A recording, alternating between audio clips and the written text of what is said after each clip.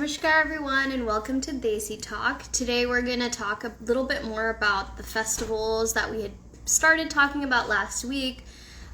We were really lucky because last week we got to see Yashu's home and her Golu setup, which was really incredible, and she shared her favorite pieces with us. And today we get to talk about food. Yeah, today we'll be talking about food for Navratri. Yay! Yashu! Hey, Hey! Oh my God, again, seamless. That was great. Good job, us. I'm getting better at it. Yeah, we're getting better at this. So I was just saying it was so cool for us last week to see your Golu Kolu setup, and we even got to see your favorite like Krishnas, and that was really cool, and learn a little bit of mythology.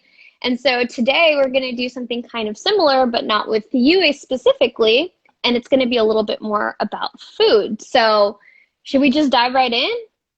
Yes, absolutely.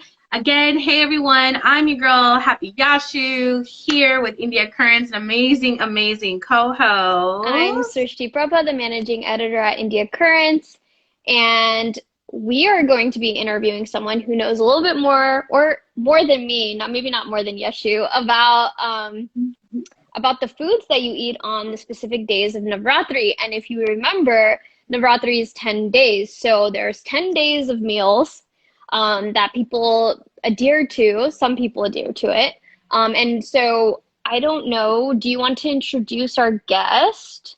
Absolutely. And I've dropped a pin in the comments for y'all, so we're going to get that pinned in. Again, if you know anyone who would be interested to find out more about Desi festivals food, specifically, we're going to be talking about Navrātri food, but we're also going to give honorable mentions to some of the upcoming festivals, right, like Diwali and other ones as well, just briefly, but we'll definitely dive into that as those dates come in more. With that being said, Yeshu, I do not see your pin comment, so can you just send that comment again so I can pin it for everybody?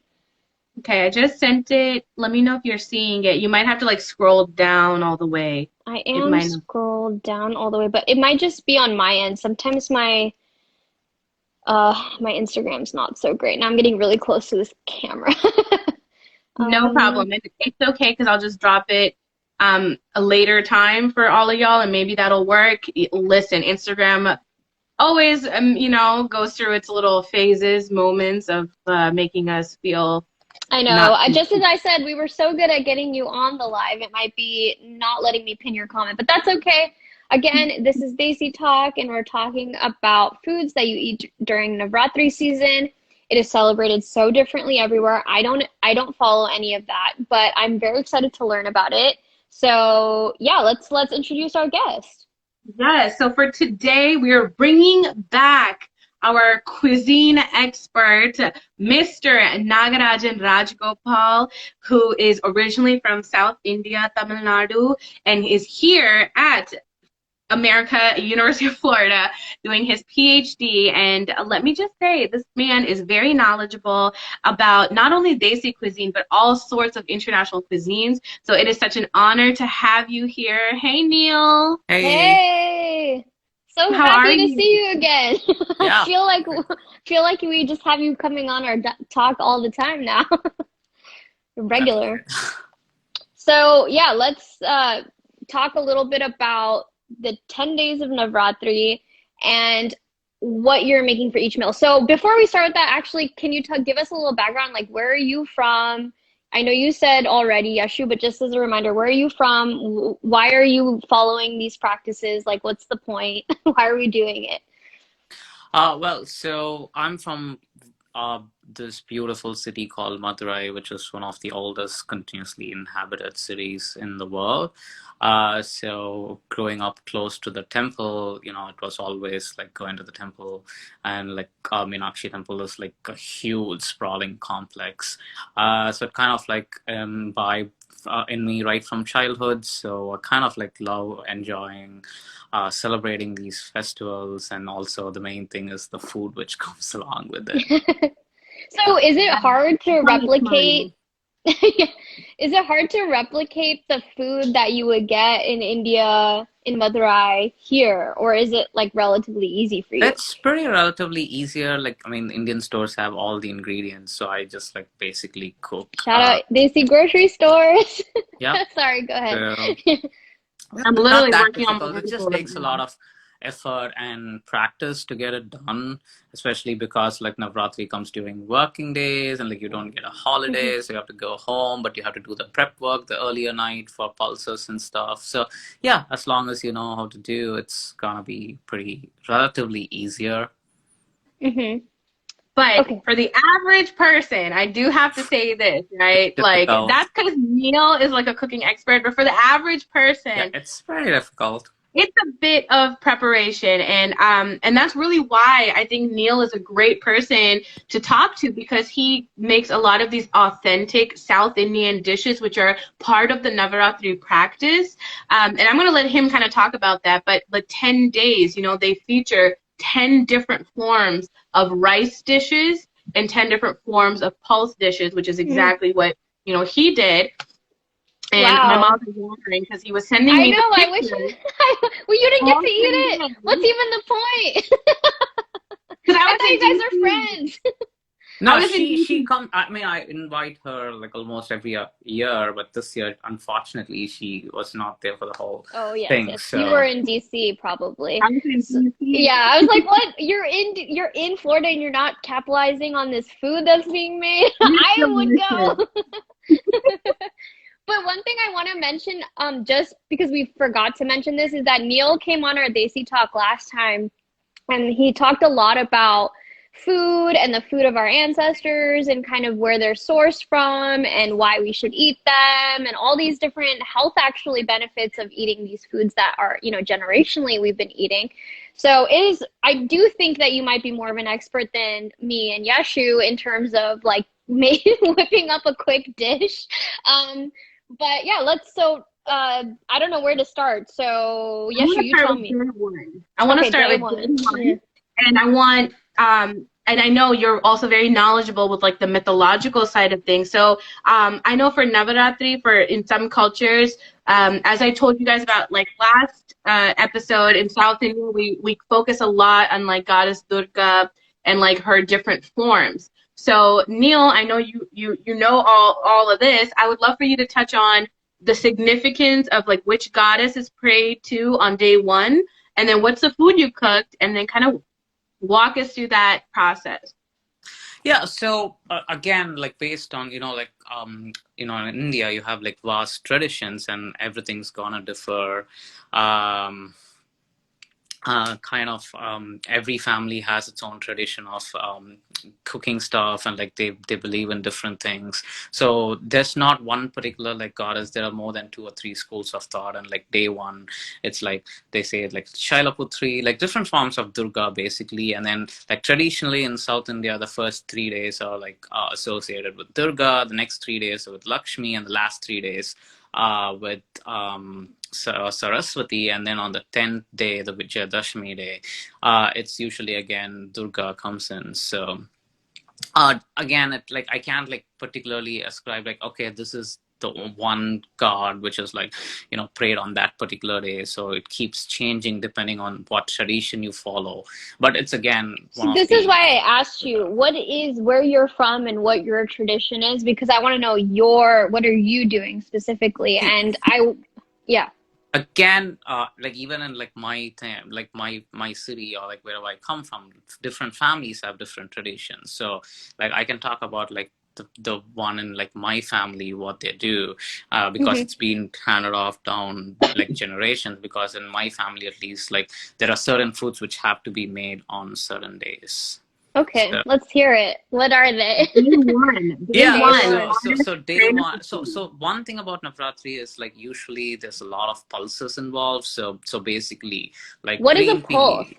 Okay, so pulse is like anything which is like beans or anything which are dry which can be cooked. Legume. So like Oh, black-eyed peas, like garbanzo beans, and then there's this Indian lima beans and groundnuts and mung bean, and things like that. So it kind of like those are the main ones, and especially Navratri is known for this. In Tamil, it's called Sundal.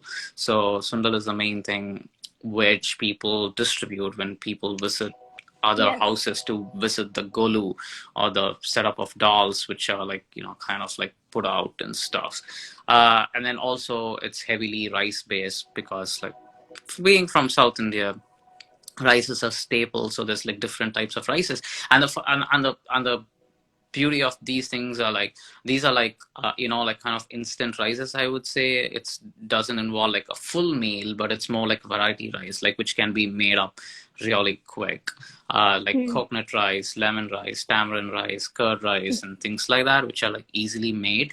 And then the main thing is like to distribute it to all the women folk who come around, and kids. So usually the gulu is visited by women and children, so it's more kind of to do that, like we give different things. So for example, like the first day in my household, it's like Pongal, which is basically mung, lentils and rice cooked together. So there's a sweet version of that, and also a savory version of that, which is spiced with pepper and cumin.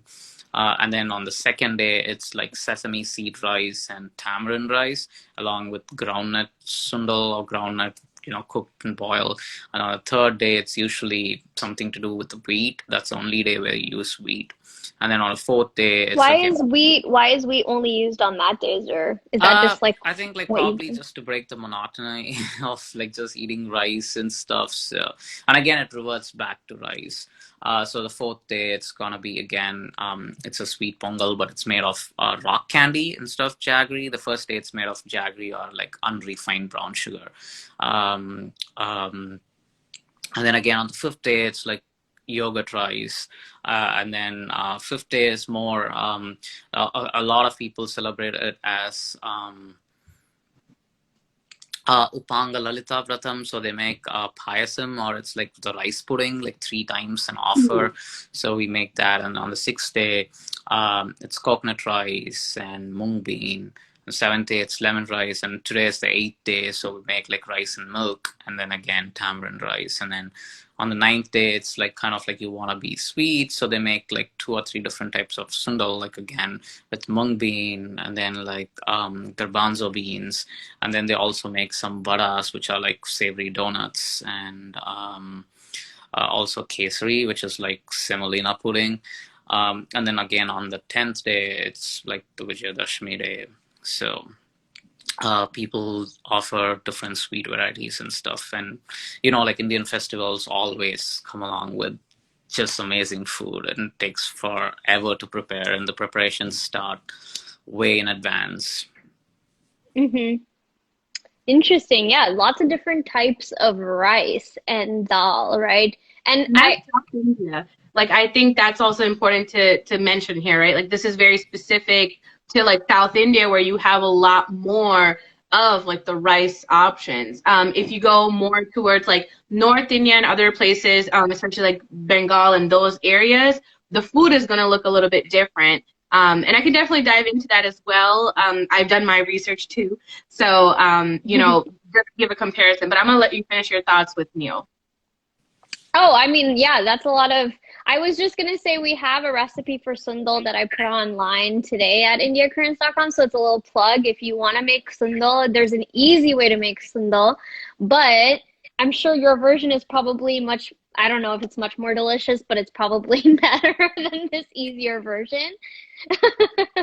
But yeah, so when it's interesting because I actually don't, going to what you were saying, Yashu, I'm not South Indian, so we don't follow these things. But we do things like, during Navratri season, you don't eat meat because we eat meat. And then you don't cook with onion and garlic. And that's like a big one. I don't know if that's something that you guys do as well. My family, yes, like we do. I'm a vegetarian, so I don't eat meat. But yeah, we kind of Mm-hmm. tend to avoid onion and garlic during this whole thing. And the And other then thing is anything. like, in my family at least, I don't eat any food from outside. Anything which my mom or I cook, that's the only food like which I'm gonna eat. So obviously, I'm all by myself here. So kind of like I need to cook my own food. I can't like have anything Like other than food prepared from for outside you. stuff. Yeah. In So you're fact, it was Neil's birthday yesterday, but he couldn't go out, so we had to like pre-celebrate his birthday because he couldn't go out. Yep. your birthday falls during Navratri every year then? Uh, Or like Almost every other year. Like there are every year? like once in a few years it kind of misses. But I was born like right the next day of Navratri, like after Vijayadashmi. Like so, I was So not born 10 during Navratri, so I was just born at the fag end of Navratri, just like Navratri got over and I was born. So Well, that's like that seems auspicious probably. 11th day. So, I'm in yeah, 11th. I was born on the 11th, so I always consider myself auspicious, that odd number and that 1-1. yeah. So, Yesterday was the 11th. Yeah, 11th October. Yeah, oh, you're 11th October. Okay, yeah, yeah. I don't even know what day Yesterday. it is. Honestly, I've been in a pandemic. I'm like, wait, what? I was just saying that that just like being born on the 11th of anything. But yes, of course, yesterday was the 11th, and that makes sense. So, are you pre-preparing the stuff that you're making, or you're doing it the day of? No, the day off. So the only thing is like some of these beans and stuff, like because they're dried ones, they need to soak overnight. So I just like prepare them like the previous night, just soak it in water. But the actual cooking takes place the evening, a couple of hours before. I consider soaking dal or whatever a day before a part of the process because you have to think about it. Oh yeah. You know what I mean? People say, "Oh, it's not that long. I just had to soak it first and wash it and dry it and then do all this other stuff." But I'm like, that is in and of itself. You have to premeditate 24 hours in advance. Oh, I'm going to eat this at this time, so I better start soaking this thing now. I'm too lazy. I can't remember. And also, Neil, is fasting part of your tradition? No, like usually, like in South India, they don't really fast during Navratri. Mm. If so, they would probably skip one meal a day. That's the maximum they would do, because it's a labor-intensive process, and like you have like a lot of people coming and visiting, and then like you need to do a whole bunch of stuff. So it's something where people don't fast. But there are actually four types of Navratri which are like celebrated like all over. And North Indians actually fast during the one which happens around March, April, the Chaitra Navaratri. They fast around that time. But like in South India, we just the Sharad Navaratri or the Sharada Navaratri, because it's like Sharad, this like literally means fall, so or autumn. So that's the reason like it's celebrated much grander in South India. Mm. Right. And I know, like, for example, North and Western India, we see a lot of people who fast, and they have like food which is like fast friendly. So it's still food, but technically like fast friendly. You'll see a lot of like sabudana, which is like tapioca, things like that, which are like more acceptable to have during that. Lotus, or they're called fox nuts, which are lotus seeds, right? Those are also like known as like the fast friendly food items as well. So those are kind of like things that a lot of times we see in North and Western Yeah, they Navrātri completely foods. avoid any cereals, so they don't eat anything which is made of like rice or wheat or anything which has any So cereal. They the completely opposite of you, opposite of what you guys are doing. Literally, yeah, kind of, because we don't technically fast, so right? Yeah. Yeah, that's Absolutely. it. That's an interesting, I think it's a very interesting thing to hear about like the major differences because I actually didn't even realize that rice was such a big staple of South Indian diet until more recently. Like the more Yashu and I talk about it, the more I realize like you guys eat a lot of rice.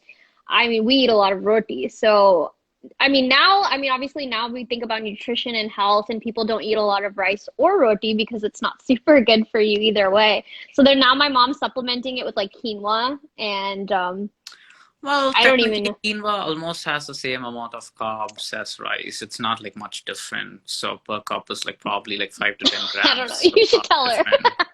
So Well, I think yeah. isn't it not about the calories? It's actually about the starch. Like that's what I've read. No, No, he's I'm That actually talking about the he's carbs, talking not about the the oh carbs. the starch. carbs. Sorry, I thought but that's what I mean. Isn't it about the starch in the rice is like actually less Well, I think digestible it's more than about the micronutrients, which kind of like play a major role. And like quinoa is a pseudo cereal. It's kind of literally like a seed of a plant. So it's kind of thing. And guess what? Like a lot of like Westerners who are Hindus who practice like all the Ekadashi fasting and stuff, they actually substitute quinoa for rice on fasting days like Ekadashi because it's a pseudo cereal. It's not a cereal. So they do that like I think quinoa. Srishti was asking about like in general, like the glycemic index. How is that yeah. for rice compared to quinoa? I'm not sure Thank about the you. glycemic index, but yeah. That's the main one for diabetes because like I've been doing some research on this because of my grocery store article. The second one is on nutrition. And like the big thing being obviously that a lot of South Asians have heart health issues, right? 60% of all heart health related illnesses in the world are contributed to South Asians. So, one of the things they say, because we're more predisposed to diabetes, rice has, So it's basically like just not rice, but genetically, like South Asian babies are born with more fat. They did a whole 40-year study where they kind of like regulated fat and stuff, and in spite of like not getting like the actual amount of fat in the food, like the babies which were born were predisposed genetically to have more yeah, that's subcutaneous fat. So exactly, that's yeah. more a thing. And the problem is like you can eat carbs, but the thing is like people don't work as much as I'm they not, yeah, used to. I don't think it's about the carbs really. Like from what I'm reading, this is like maybe a little bit off topic, but it's not about the carbs. It's more about your ability to develop insulin and Yashu said, like if it has a high glycemic index, it's much harder for us to digest. Like you said, because you're No, predisposed. so glycemic index has nothing to do with digestion. Glycemic index is just how fast it's gonna increase the glucose in your bloodstream. It has Right. So, but if nothing you to don't do. have insulin, I meant like process. So, like insulin, if you have like you're producing either too much or too little of it, well, it'll interact with the glycemic index, correct? N- So, No, like so yeah. So basically, your glycemic index is just a measure. It has like no other significant. It's just basically it's pegged at 100 at glucose because glucose is the source which the body uses. So if you're gonna eat pure glucose, it's the absorption starts right at the mouth. You don't even need to get it digested. So glycemic index is how fast the blood glucose in your bloodstream increases when you eat certain foods. So I expect that 100 for glucose, and it comes down like white bread and white rice and everything is at 72. But the surprising fact is basmati rice has low glycemic index. It's at 57, which is like median. And also people these days just don't stop with the glycemic index. There's also something called the glycemic load because obviously a cup of rice is like 45 grams of carbs and has a glycemic index of 72, but like when you eat like a cup of watermelon also has a glycemic index of 75, but the glycemic load is way less because it has way less carbs than that. So it comes hand in hand. People no longer use glycemic index as and they also use glycemic load along with glycemic index to say like what food you need to eat and what food you don't, what food you're not supposed to eat. And I think Neil, I know because he has been, doing a lot of Yeah. studies and research and like all of that stuff regarding, like diabetes and like just all that kind of research. So I know me and him have talked about this a lot, and he's the one who told me like basmati rice had a, like a low glycemic index because I'm allergic to sona masuri and long grain rice, and it's hard for me to digest those things. So for me, I remember like Neil, was very, very like informative about it. And quinoa is almost the same as basmati rice. Yeah. So it's like I think ultimately when it comes to like what you're eating, it's really just about choice. I think about like the products that you're eating more than And how much you necessarily. eat. Right. I hear you. I think like some of this stuff, and it comes from like pseudo science and also nutrition that's maybe not very culturally sensitive. You know, a lot of maybe, you know, because I also something that I'm trying to understand is like the ancestral diets and how they've contributed to our health in the past versus what we now understand of nutrition, right? Like a lot of people say carbs are bad. I don't believe that, but people say carbs are bad, or like you shouldn't eat too many carbs, or you should like cut this out of your diet, or you should cut that out of your diet. And it's like over time, I think at least South Asian culture that had developed a pretty like, you know, the thali plate of like pretty nutritious items, right? You're eating dal, you're eating rice, you're eating some type of sabzi, you're having spices, you're doing all these things. But because there's no cultural lens on all this stuff, we're told, our parents are told by their doctors or somebody tells them, oh, you should cut this out or you should do this. And I think that's like, it's really important to take a step back and like here, I guess I never knew that quinoa had the same, I never looked it up because I don't follow this. I'm just regurgitating what my parents are doing. But yeah, they're like, okay, quinoa is better than rice, so we'll have quinoa instead. But if it's not actually helpful, then that's a good point. And we should consider that.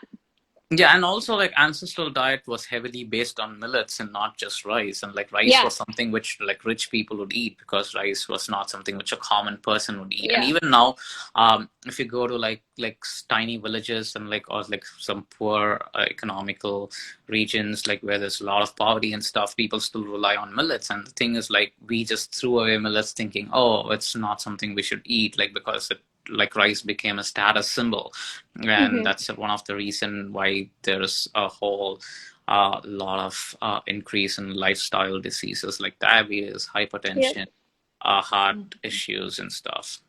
And I think processing also makes a huge difference, right? Like I remember when my mom would always tell me like, oh, eat like non-fat yogurt, drink non-fat milk, like drink this or that. And then when I came to Florida, I said, you know what? Like I really question this whole practice. What I'm going to do is, I did this study, like I literally for the past 5 years, I've been doing this, which is buying like organic whole fat yogurt, organic whole fat milk, organic whole fat whatever, right? Like just to like do the comparison. And I was like, I never gained weight. Like I didn't gain weight at all. My lifestyle, like between like when I started 5 years ago to now, yes, there might be fluctuations in my weight, but I don't think that they're necessarily attributed to like the yogurt or what I was like eating because I was eating it so consistently every day. But more so during like quarantine, I gained weight. But before quarantine to like when I started this thing, like I didn't. So for me, like that was a real eye opener and made me realize like, yeah, when I look back to some of my ancestors or like my great grandma, and they used to be like, oh no, like we're going to eat the richest form of this yogurt, this milk, this, that. It made me really realize like even ghee. Growing up, my mom would not let me touch ghee because she's like, you're fat. So eating ghee, you're going to get fatter. And when I went, like when I spoke to like a doctor here, they were saying how a lot of times, I think because you were restricted to eat a lot of fats, anytime your body was getting fats, your body was storing it thinking that it was in a deficit. So, my doctor recommended eat more ghee, eat more avocados, like, increase your amount of fats in your body, and that, your cholesterol is super low, like, and like I was recommending, like my diet had to significantly change to reflect those things. So it's like a lot of times I feel like it's just these common like misconceptions and like these bandwagons that we just jump on. And I think, kind of bringing it back to festivals and everything. I think that yes, festival food, although it's delicious and some people are going to be like, oh, well, we're doing it the wrong, like, we're going super unhealthy for these festival foods. A lot of our things are also still very nutrition heavy, like almond burfi, like that's literally pulsated almonds. Yes, it has sugar and stuff in it, but at the same time, like we're literally not eating candy. We're eating something that still has substantial protein in it or whatever that might look like, right? And I also think that, I want to briefly mention like North Indian, Western Navrātri practices, right? For some of the offerings that they have for each of the 9 days, they really highlight some of like the staple products that we have in India. Like, for example, and I want to go through this list just to kind of like give a comparison to what we have in South India to North India, right? We've talked about rices and pulses, which are heavy in South India. And then when you talk about some North Indian practices, on day 1, which again is like goddess Shailaputri, they tend to offer ghee. And they say that the ghee is a symbol of removing disease and illness. So that's the significance of offering ghee. And then day 2, which is goddess Brahmacharyani, you offer sugar, and that's to show longevity and like family structure and things like that. And I think this is also really important to mention, like even in South Indian practices, like a completely different one. Like when we do, for example, our Abhishekam, we see a lot of references to like sugar, honey, ghee as part of our practices because they each signify something, you know, different. Like sugar signifying longevity is also practiced in South Indian, you know, traditions and whatnot. Day 3, goddess Chandraghanta, they offer kheer, right? Kheer, paisam, you know, a milk rice combination. And then goddess Kushmanda, I'm probably saying it wrong. Please. Kushmanda, okay. And on that day, they offer Malpua, which is something very specific to the North and Western cultures, right? And we don't even have that dessert in South Malpua is syrupy. It's nice. The first time I ever eat Malpua was I think it was in Varanasi when I went to see Kasi. That was the first time I ever heard of it, ever saw it, and I was just like, whoa, like that's like a flat gulab jamun or something. Like, yeah, it kind of does look like a flat gulab jamun. Yeah. Day 5 is goddess Kandamata, and you offer bananas. So, I mean, I just want to give reference again, like some of these things that you're seeing, you have one day where you have milk and rice. You have, you know, the other day where you have Malpua, which I think is made out of, and correct me if I'm wrong, but like wheat flour or, yeah. So again, you're getting these very specific regional references. Day 6, goddess Katyayani, and that's one that my mom especially celebrates. We offer honey. And then on day 7, goddess Kalratri, they offer jaggery. And then day 8, goddess Mahagauri, they offer coconut. And then on day 9, goddess Siddhidatri, they offer sesame seeds as a form of safety and security for just like evil things or whatever. So, and I think even when it comes to sesame seeds, they use a lot of times black sesame seeds as opposed to white ones. I want to mention that too. So all of these things, you know, there is a relevance. There's a reason to why they use it. Like each particular vegetable or fruit or grain or, you know, product has a back history, has a story. Today, my mom was like, today is Saraswati Puja. Yashu, make sure you offer milk and rice, like kheer. And if you can't make that, at least offer milk. And we often see with the goddess Saraswati, the color white is so prevalent. So, you know, these are kind of important symbolisms that we see where we're merging culture with food.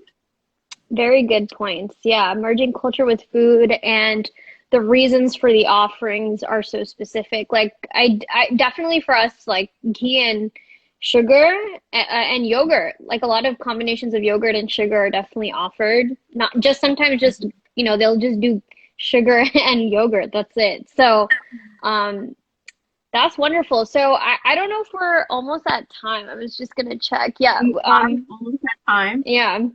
But thank you so much, Neil, for hopping on here and sharing your South Indian traditions with us.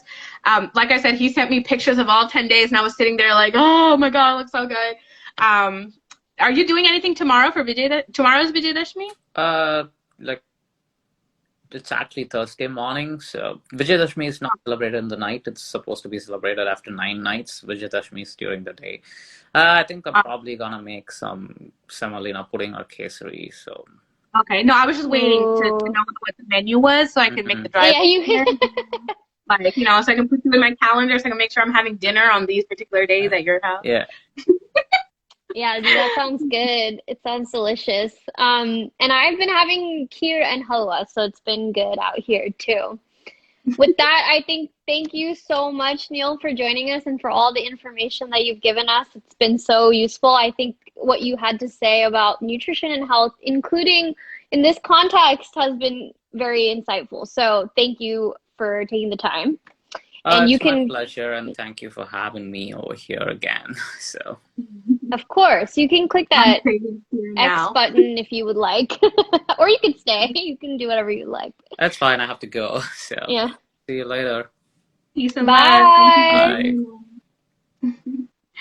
All right, Srishti, that was a great episode. Now I'm getting super hungry, so I'm about to go. And I totally forgot to make this kheer. So I don't know if it's me. Well, I'm should we have a sorry, but cooking show?